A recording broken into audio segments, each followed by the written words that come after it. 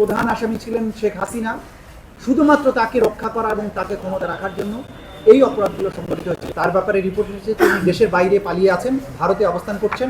আমরা formal request পাঠিয়েছি ইন্টারপোলের কাছে রেড নোটিশের মাধ্যমে যে তাকে পেলে যেন গ্রেপ্তার করা হয়। মোটা দাগে তারা প্রত্যেকেই সুপিরিয়র কমান্ড রেসপন্সিবিলিটির দায়ে অভিযুক্ত। মোট 13 জনকে এই আদালতে হাজির করা হয়েছিল। আজকের দিনটা বাংলাদেশের আগামী দিনের যারা ফ্যাসিস্ট এবং স্বৈরাচারী হবেন তাদের জন্য একটা শিক্ষার দিক। ক্ষমতার দম্ভ এবং মানুষের স্বাধীনতার আকাঙ্ক্ষাকে দমন করার জন্য অপরাধের মাধ্যমে, হত্যাকাণ্ডের মাধ্যমে, নিপীড়নের মাধ্যমে একটা জাতির আকাঙ্ক্ষাকে দমন করে গণহত্যা চালিয়ে মানবতা বিরোধী অপরাধ করে ক্ষমতায় যে চিরদিন থাকা যায় না এবং বিচারের মুখোমুখি হতে হয়, আজকের দিনে এই আদালতের দৃশ্য দেখে ভবিষ্যতে বাংলাদেশের যারা তারা যদি শিক্ষা গ্রহণ করেন সেটা আজকের দিনের জন্য একটা বড় লেসন হবে। আমরা বলেছি পিলখানা হত্যাকাণ্ডের মাধ্যমে প্রতিরক্ষা ব্যবস্থাকে ধ্বংস করা হয়েছে, শাপলা চত্বরে সাধারণ মানুষকে হত্যা করার মাধ্যমে প্রতিবাদী জনতাকে স্তব্ধ করা হয়েছে, ডিজিটাল সিকিউরিটি অ্যাক্টের মাধ্যমে মানুষের বাক স্বাধীনতা, অন্যায় এবং নিপীড়নের বিরুদ্ধে যে ভয়েস জনগণের সেটাকে রুদ্ধ করা হয়েছে। এইভাবে একের পর এক গণতান্ত্রিক প্রতিষ্ঠানগুলো ধ্বংস করেছে, নির্বাচন ব্যবস্থাকে ধ্বংস করেছে শুধুমাত্র একজন ব্যক্তি বা তার পরিবারকে ক্ষমতায় রাখার উদ্দেশ্যে।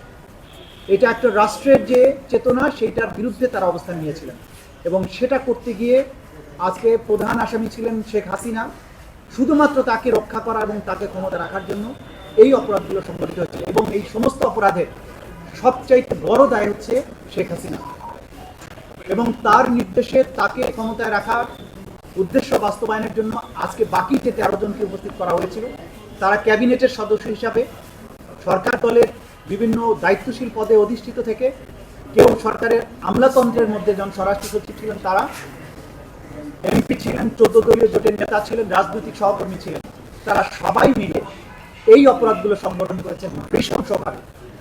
2000-এর মতো 1500-এর অধিক ছাত্র তরুণ জনতাকে হত্যা করেছেন, 25,000-এর বেশি মানুষকে আহত করেছেন। গোটা বাংলাদেশ জুড়ে নৃশংসতা চালানো হয়েছে, সিভিলিয়ানদেরকে নিষ্ঠুরতম পন্থায় হত্যা করা হয়েছে।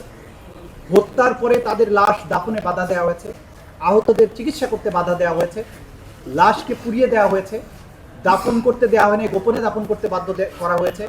হসপিটালে চিকিৎসার পরে মৃত্যুবরণকারীদের ডেথ সার্টিফিকেটে পোস্টমর্টম করতে দেওয়া হয়নি, ডেথ সার্টিফিকেটে লিখতে দেওয়া হয়নি যে গানশট ইনজুরিতে মারা গেছে। এই ধরনের অপরাধ সংগঠন যারা করেছে তারা আজকে উপস্থিত করা হয়েছিল। আমরা যেটা আদালতের কাছে জানিয়েছি যে এই অপরাধ একই সাথে সারা বাংলাদেশে 56,000 বর্গমাইল জুড়ে একদম ব্যাপক ভিত্তিক মাত্রায় সংগঠিত হয়েছে এবং টার্গেটেড ওয়েতে পারসিকিউশন করা হয়েছে। এইটার তদন্ত সমাপ্ত করে বিচারের উপযোগী একটা রিপোর্ট দাখিলের জন্য আমাদের একটা যুক্তিসঙ্গত সময় দরকার। আমরা 2 মাস সময় চেয়েছিলাম, আদালত আজকে 1 মাস সময় মঞ্জুর করেছেন। 1 মাস পরে আবার এই রিপোর্ট দাখিলের জন্য থাকবে, সেদিন হয়তো আসামিদেরকে নিয়ে আসা হবে এবং আমরা আশা করছি খুব দ্রুতই এই রিপোর্ট আমরা তদন্তের সংস্থার কাছ থেকে পেয়ে যাব এবং মামলাটি তখন আনুষ্ঠানিক বিচারের জন্য তার যাত্রা শুরু করবে। এইখানে মানবতা বিরোধী অপরাধ শুধু যে জুলাই আগস্টে হয়েছে তা কিন্তু নয়। এই সরকার অর্থাৎ বিগত যে আসামি যারা ছিলেন তাদের সরকার যখন ক্ষমতায় আসে তখন থেকে এই গুম, খুন এবং কনসেন্ট্রেশন ক্যাম্পে নিয়ে নির্যাতনের যে বিভৎসতা আপনারা ইতিমধ্যেই জেনেছেন। আমাদের তদন্ত সংস্থা এগুলো আমরা তথ্য পাচ্ছি বা আপনারা গুম কমিশনের কাছ থেকেও জানতে পেরেছেন যে সেই নির্যাতন ক্যাম্পগুলো কতটা নিষ্ঠুর ছিল।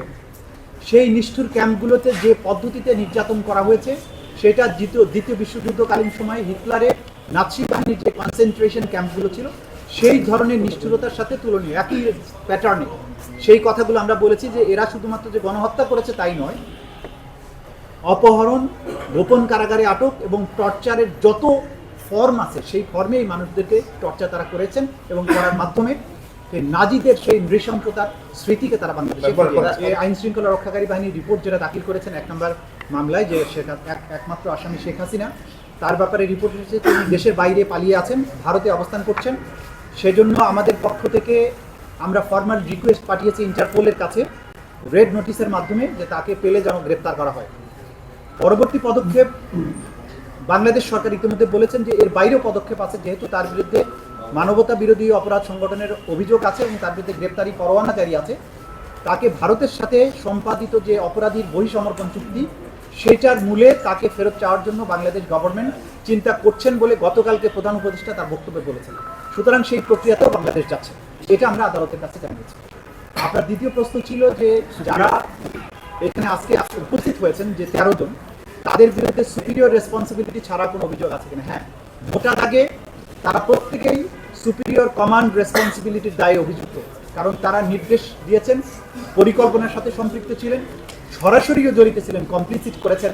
স্বরাষ্ট্র সচিব, স্বরাষ্ট্রমন্ত্রী তারা সরাসরি সম্পৃক্ত ছিলেন নির্দেশনা দেয়াতে, এবং আন্তর্জাতিক আইনে আপনারা জানেন যে অপরাধ সংগঠনের প্ররোচনা দেয়া, প্ল্যানিংয়ের সাথে থাকা, অপরাধ প্রিভেন্ট করতে শক্তি থাকা সত্ত্বেও প্রিভেন্ট না করা, যারা পারপিট্রেট করেছে তাদেরকে শাস্তি দেওয়ার ক্ষমতা থাকা সত্ত্বেও শাস্তি না দেয়া, প্রিভেন্ট করার চেষ্টা না করা, এই সবগুলোই আন্তর্জাতিক অপরাধ ট্রাইব্যুনাল আইন 1973 অধীনে আইনে অপরাধ। এই অপরাধের দায় এই প্রত্যেক আসামির উপরে আছে, সেটা আমরা আদালতকে জানাই। ডিফেন্সের পক্ষে বেশ কয়েকজন আইনজীবী তাদের ওকালতনামা দাখিল করেছেন, কিন্তু তাদের পক্ষ থেকে শুধু একজনের জন্য একটা পিটিশন ছিল, সেই পিটিশনটি ছিল অভিযোগের কপি সরবরাহ করা সংক্রান্ত, কিন্তু সেই পিটিশনটি যথানিয়মে দাখিল করা হয়নি। সুতরাং এই পিটিশন হিসেবে সেটা গণ্য হয়নি। এটা যদি ভবিষ্যতে উনি করেন সেটার ব্যাপারে আদালত যথাযথ আদেশ দেবেন। অন্য যারা ওকালতনামা দাখিল করেছেন বিভিন্ন ডিফেন্স সাইডে, তারা কোনো পিটিশন দাখিল করেননি, কোনো বক্তব্য রাখেননি, তারা শুধু অনুরোধ জানিয়েছিলেন আসামিদের সাথে কথা বলার জন্য। আদালত সেটা মঞ্জুর করেছেন এবং বলেছেন ডিসিপ্লিন রক্ষা করে রেজিস্ট্রারের তত্ত্বাবধানে তারা যাতে কথা বলেন, এটা তাদের কাছে। ওনারা সকলেই শেখ হাসিনা মন্ত্রিসভার সদস্য ছিলেন, ওনারা কেউই কিন্তু অ্যাক্টিভলি পার্টিসিপেট করেনি। আপনি এটা কীভাবে জোড়া লাগাবেন এই ইয়েটা? সেটা আমাদের তদন্তের বিষয়, এবং কোর্টে যখন আমরা প্রেজেন্ট করবো তখনই বুঝতে পারবেন তারা কিভাবে সম্পৃক্ত ছিলেন। আমি দীর্ঘ পটভূমি আমি কোর্টে উল্লেখ করেছি, সেখান থেকে আপনারা বুঝেছেন কিভাবে তারা সম্পৃক্ত, আর বাকিটা আদালতের বিচারিক প্রক্রিয়ার মধ্য দিয়ে দেখতে হবে। সংবাদ, ফিচার ও অনুষ্ঠানের জন্য ভিজিট করুন সংবাদ প্রকাশের ওয়েবসাইট এবং যুক্ত থাকুন ফেসবুক পেজ ও ইউটিউব চ্যানেলের সঙ্গে।